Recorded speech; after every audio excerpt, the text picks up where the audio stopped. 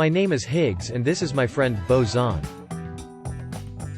Welcome to the Higgs world. Thanks for the introduction, Higgs. In this presentation, our goal is to offer you a quick summary of the research and conclusions. We follow inquiry-based learning model where students take lead in learning. First, they get a quick review of the research via the videos. Second, they review the paper to learn and understand key concepts. Finally, they can follow up with further research on their own to dig deeper. In the end, students would have learned something new, latest and relevant. Isn't that wonderful, Boson? Great point, Higgs. Please follow the links to review the research in further details.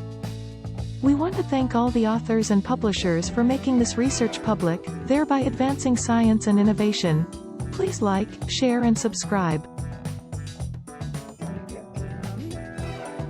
Today, we are reviewing a paper titled, The First Occurrence of an Avian-Style Respiratory Infection in a Non-Avian Dinosaur. Our understanding of the fossil record is predominantly represented by permineralized osseous tissues, that is, bones and teeth.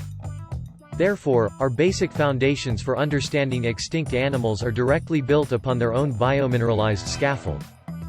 However, within the past several decades, our understanding of the process of fossilization is undergoing a paradigm shift.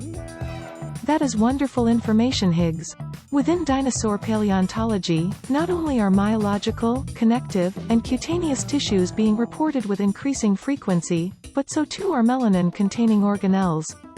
These new findings are helping us to understand dinosaurs more accurately.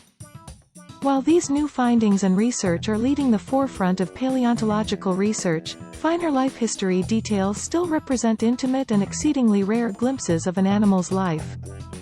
In terms of non-avian dinosaurs, our record of paleopathology is limited.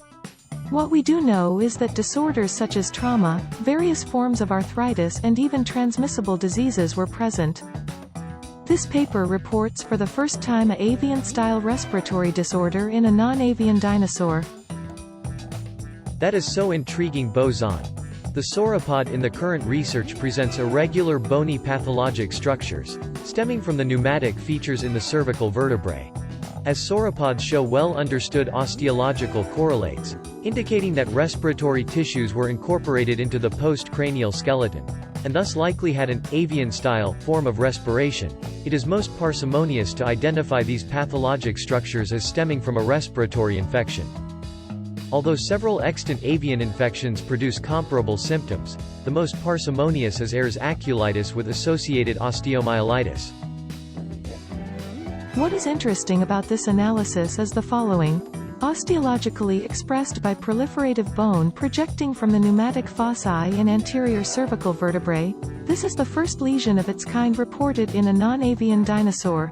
In a review of avian respiratory disorders, at this time, the researchers find Ayres aculitis to be the most parsimonious explanation. Even with a tentative diagnosis of Ayres aculitis, this constitutes the first identification of this disease in a non-avian dinosaur. Given that Ayres aculitis causing disorders can occur in both reptiles and birds, this diagnosis is phylogenetically supported. Great point, Boson.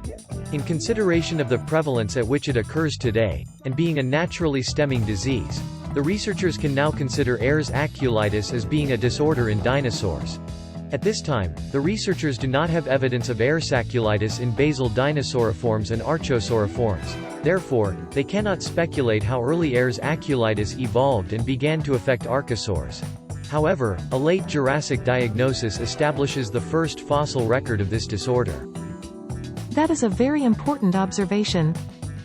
To conclude, this research allows us increased insight into the medical disorders of dinosaurs from a phylogenetic perspective and understanding what maladies plagued the fearfully great lizards. That was an interesting paper which talked about respiratory infections in non-avian dinosaurs. Hope you liked it. Please follow the links to review the research in further details. Please like, share and subscribe.